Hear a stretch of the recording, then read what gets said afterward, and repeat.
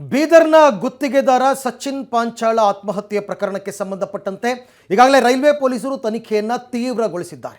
ಹಲವರ ವಿಚಾರಣೆಯನ್ನು ಕೂಡ ನಡೆಸಿದ್ದಾರೆ. ಈ ಪ್ರಕರಣ ಯಾವ ತಿರುವನ್ನು ಪಡೆದುಕೊಳ್ಳುತ್ತೆ ಅಂತಕ್ಕಂಥದ್ದು ನೋಡಬೇಕು. ರೈಲ್ವೆ ಪೊಲೀಸರು ಮೃತ ಸಚಿನ್ ಪಾಂಚಾಳ ಕುಟುಂಬಸ್ಥರ ವಿಚಾರಣೆಯನ್ನು ನಡೆಸಿದ್ದಾರೆ.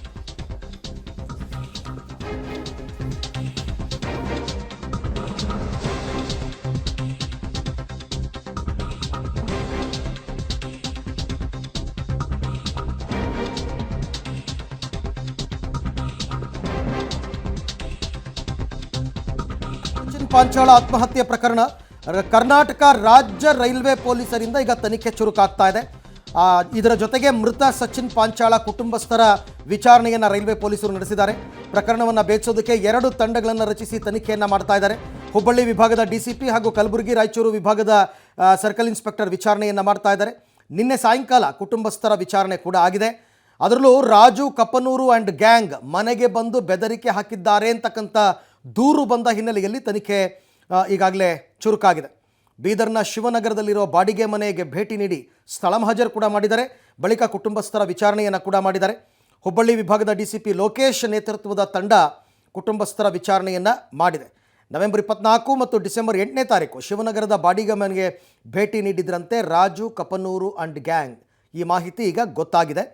ಈ ವೇಳೆ ನಮಗೂ ನಮ್ಮ ತಮ್ಮನಿಗೂ ಜೀವ ಬೆದರಿಕೆ ಹಾಕಿದ್ರು ಅಂತ ದೂರಿನಲ್ಲಿ ಉಲ್ಲೇಖಿಸಿದ್ದಾರೆ ಸಚಿನ್ ಸಹೋದರಿ ಸವಿತಾ ಅವರು.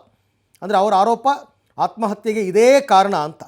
ಕುಟುಂಬಕ್ಕೆ ಆಧಾರ ಸ್ತಂಭವಾಗಿದ್ದ ಮಗನನ್ನು ಕಳ್ಕೊಂಡು ಕುಟುಂಬ ಈಗ ಅನಾಥವಾಗಿದೆ. 5 ಜನ ಹೆಣ್ಣು ಮಕ್ಕಳ ನಂತರ ಹುಟ್ಟಿದ್ದ ಏಕೈಕ ಗಂಡ ಮಗು ಈ ಗುತ್ತಿಗೆದಾರ ಸಚಿನ್ ಪಾಂಚಾಳ ಅಂತ.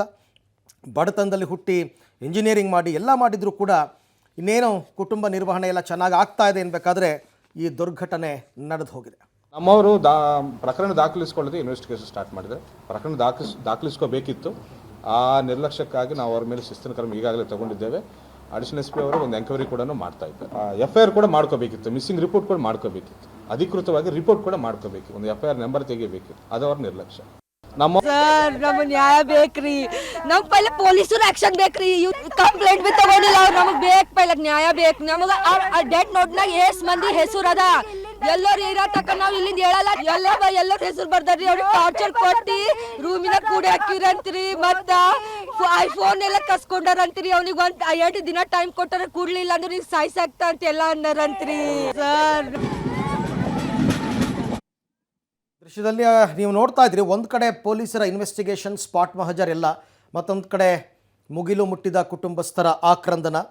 ಹಾಗಾಗಿ ಈಗ ಸದ್ಯಕ್ಕಂತೂ ಹಲವಾರು ಆಯಾಮಗಳಲ್ಲಿ ಪೊಲೀಸರು ತನಿಖೆಯನ್ನು ಮುಂದುವರಿಸಿದ್ದಾರೆ.